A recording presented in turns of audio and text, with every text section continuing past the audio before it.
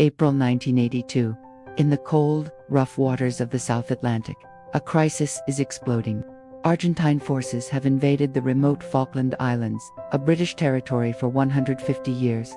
8,000 miles from home, Britain dispatches a naval task force. It's a desperate gamble.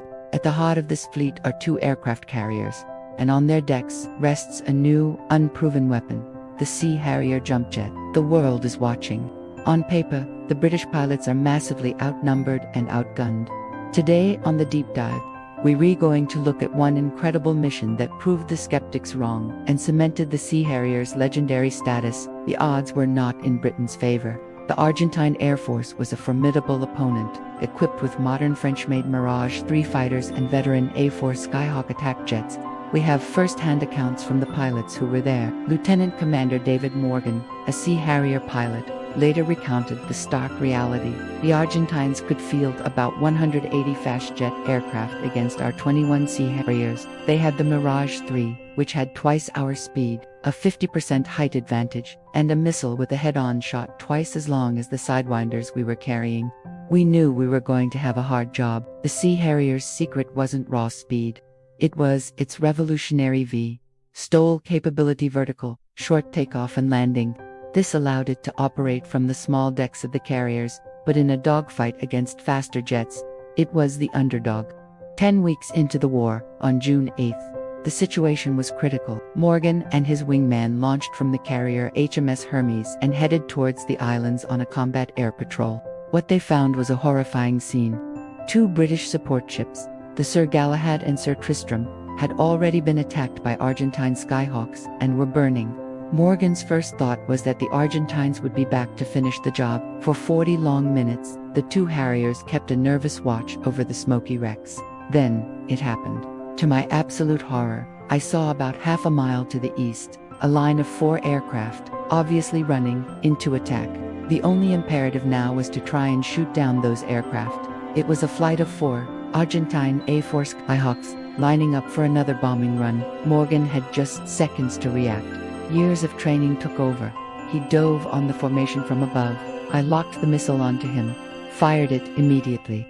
It came off my wing and went straight up the guy's jet pipe and just vaporized the aircraft.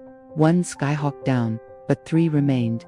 As he rolled his aircraft back, he was perfectly positioned for a second shot. I was pointing directly at him, locked my second missile. The missile followed him and took him out at 90 degrees. 2 kills in under a minute. But now, Morgan was out of missiles. He turned to climb, a sitting duck, and could only hope his wingman was in a position to engage. I looked back over my shoulder in the climb and saw my wingman fire a missile. A few seconds later, there was a massive explosion as it hit the Skyhawk. The 4th and final Skyhawk, seeing the wall of fire and destruction, broke off his attack and fled. In a matter of minutes, a 4-ship attack had been obliterated. Less than 2 hours after takeoff, Morgan and his wingman were back on the deck of the HMS Hermes. They had saved countless lives and scored 3 confirmed kills in a single engagement.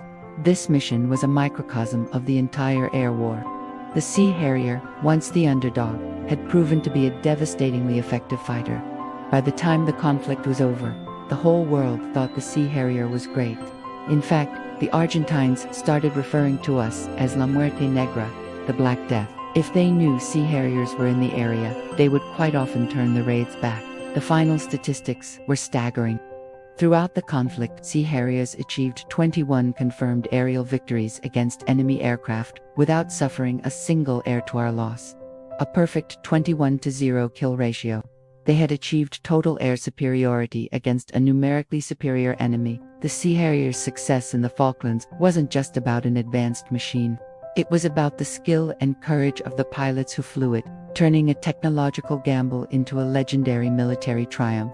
What other underdog stories from history should we cover next? Let us know in the comments, and make sure to subscribe for more deep dives into history's most pivotal moments. Thanks for watching.